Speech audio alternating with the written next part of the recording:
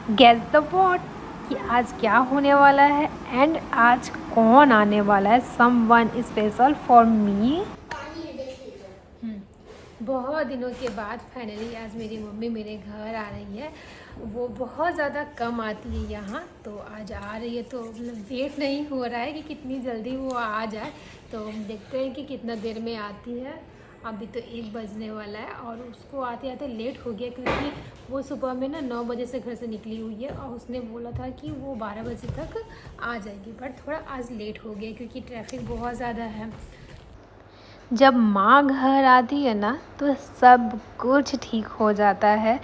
ऐसा लगता है नहीं कि घर की वाइब भी चेंज हो गई हो, एकदम दिल को सुकून मिलता है। बहुत दिनों के बाद आज मेरी माँ आई है, बट दुख भी इस चीज़ का है कि उसका हेल्थ थोड़ा सा ठीक नहीं है, जिसके कारण उसको यहाँ आना पड़ा।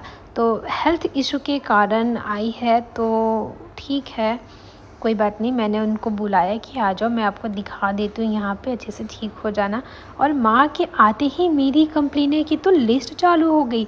मुझे पता नहीं था कि बच्चे मेरे बारे में ये सोचते हैं। आते के साथ नानी मम्मा ने मुझे मारा, नानी मम्मा ने मुझे डांटा, नानी मम्मा ने मुझे खाना नहीं दिया, मम्मा ने ये नहीं बनाया, मम्मा ने वो नहीं किया। Oh my God! अभी ऐसा लगता है ना कि शायद मैं दुनिया की सबसे बुरी माँ हूँ कि नानी के आते ही मेरी कंप्लेन स्टार्ट हो जाती है, और दादी के रहते तो कंप्लेन की तो खैर लिस्ट ही बनी रहती है।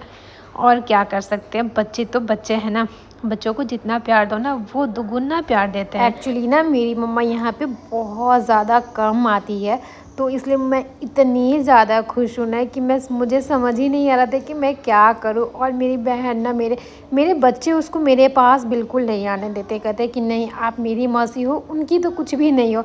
और यहाँ पे मेरे हस्बैंड ना मेरी मम्मी को बोल रहे थे कि इस बार आपको बिल्कुल भी नहीं जाना, जब तक आपका पूरा ट्रीटमेंट हो नहीं जाता। आप रहिए अच्छे से, आराम से खाइए पीजिए, आप दवा आपको करा देंगे, टोटल ट्रीटमेंट वगैरह आपकी हो जाएगी। टोटल चेकअप होने के बाद ही आपको यहाँ से जाना है। तो मैं मम्मा बोले कि नहीं मैं 1 दिन के बाद चली जाऊँगी, तो मैंने बोला कि नहीं आपको तो बिल्कुल भी नहीं जाना है। तो चलो अब चलते हैं मम्मा को कुछ नाश्ता देने के लिए। तो आइए अब दिखाती हूँ कि मैं मम्मा को क्या क्या देती हूँ। और फिर मैं आ जाती हूँ किचन में एंड मम्मा को स्नैक्स वगैरह देने के लिए। देखो मेरी मम्मा ना बहुत ज़्यादा चाय पीती है, बट मैं जस्ट वो बाहर से आई है, से मॉर्निंग से घर से निकली हुई है, तो कुछ खाना पीना तो हुआ नहीं होगा। और जल्दी वो बाहर का खाना नहीं खाती, बाहर के क्या बहुत कम ही कहीं का वो खाना खाती, क्योंकि उसको जल्दी पसंद नहीं आता। मेरी मम्मा ना बहुत टेस्टी खाना बनाती है। अभी ऐसा भी हो सकता है कि शायद मेरी माँ हो तो मुझे इस कारण से पसंद आ रहा हो, तो मैं हो सकता है यार, क्यों नहीं, क्योंकि मुझे अपनी मम्मा का हाथ का खाना बहुत ज़्यादा पसंद है। तो मैं उसको चाय वगैरह नहीं देती हूँ। देखो मेरे हस्बैंड ना जामुन लाए थे, तो वही सब चीज़ मैंने दी है वो, कि हम लोग खा पी के फिर यहाँ पर रेस्ट कर रहे थे। तो मैं मिलती हूँ अब शाम में। आज कुछ अच्छा सा स्पेशल बनाऊँगी अपनी मम्मा के लिए। और देखो अभी भी मेरी चुंगली यहाँ पे चल रही है, कहीं तो रुक जाओ। नहीं रुक सकते, ये बच्चे क्या कर सकते, मुझे पिटाई खिलवा देता है सच में। मैं अभी भी मम्मा से इतना डांट सुनती हूँ ना, बता नहीं सकती मैं। हम सभी ने नाश्ता कर लिया था, उसके बाद मैं आई किचन में खाना बनाने के लिए। थोड़ा सा लेट हो गया, बट मैं बहुत जल्दी जल्दी बना रही हूँ, क्योंकि ना मेरी मम्मी को एंड मेरी बहन को ना खीर पूड़ी बहुत ज़्यादा पसंद है।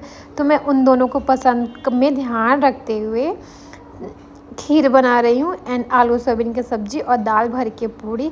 तो दाल भर के पूड़ी मेरे घर में यहाँ पे सभी को पसंद है, और मेरी मम्मी भी खा लेती है। उसको ना जल्दी से मतलब सब्ज़ी पसंद नहीं आता, क्योंकि वो अपने हाथ का ज़्यादा पसंद करती है, क्योंकि वो बहुत टेस्टी खाना बनाती। कभी घर जाऊँगी ना तो मैं मम्मी की रेसिपी आप सभी के साथ शेयर करूँगी। और चलिए अभी ध्यान देते हैं खाना बनाने के लिए। और बगल में मम्मी खड़ी थी और वो बोल रही थी कि कुछ कुछ करना हो तो बताओ, फटाफट से मैं कर देती हूँ। मैंने बोला नहीं, घर पे तो आप इतना काम करते हो ना, कुछ तो मतलब मुझे बना के अपने हाथ से खिलाने दो। तो मेरी मम्मी को ना मेरे हाथ का खाना बहुत पसंद है। एक टाइम था जब मैं कुछ नहीं बनाती थी खाना, तो वो हमेशा मुझे वो डांटा करती थी कि तू कब खाना बनाना सीखेगी, कब घर के काम सीखेगी। मैं बोलती थी अरे कर लूँगी ना, क्यों आप टेंशन लेती हो। और अब इतना काम करते हुए मुझे देख करके ना मेरी मम्मी सच में बहुत ज़्यादा हैरान रहती है। एंड माँ तो माँ होती है ना, उसको बहुत दुख भी होता है कि कितना तुम काम करती हो। आदत हो जाता है, करते करते हो जाता है। जब एक लड़की ससुराल आती है, बच्चे होते हैं, जिम्मेदारियाँ होती हैं ना, तो वो हर चीज़ मैनेज करना सीख जाती है। तो उस तरह से मैंने भी सीख लिया। और मेरी माँ ना मुझे बहुत ज़्यादा मतलब इंस्पायर करती है। मैं उनसे बहुत इंस्पायर होती हूँ। बहुत सारी चीज़ें मैं ना अपनी मम्मी से सीखती हूँ कि हाँ मेरी माँ कैसे करती है। मतलब कितनी भी कोशिश कर लो ना वो चीज़ मेरे से हो ही नहीं पाती है जैसे वो करती है। तो मैं अपनी मम्मा से बहुत प्यार करती हूँ।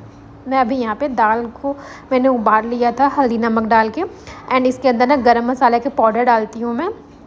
उससे ना टेस्ट बहुत अच्छा आता है। और कढ़ाई में ना सिर्फ थोड़ा सा सरसों का तेल, जीरा और 2 खड़ी लाल मिर्च डाल करके इसको अच्छे से मैं भून लेती हूँ। भूनने से ना थोड़ा सा इसका टेस्ट है जो ना बहुत अच्छा आता है। तो अभी तेल गर्म हो रहा था, मैं वेट कर रही हूँ फटाफट से भून के फिर उसके बाद पूड़ियाँ बनाएंगे।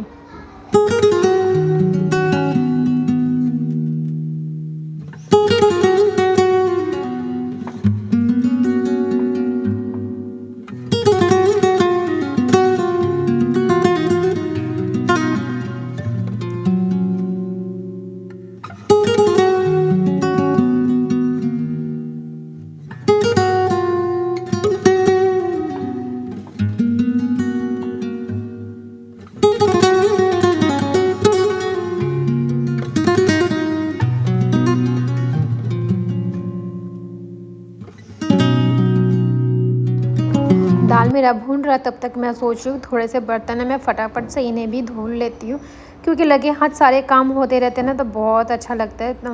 किचन भी लगे हाथ साफ़ हो जाता है और हमारा खाना भी बन जाता है। तब तक कुछ चीज़ें हमारी होती रहती हैं, तब तक हम अपना आधा काम कंप्लीट कर लेते हैं। तो मैं यहाँ पे बर्तन धो के साफ़ करी, पता है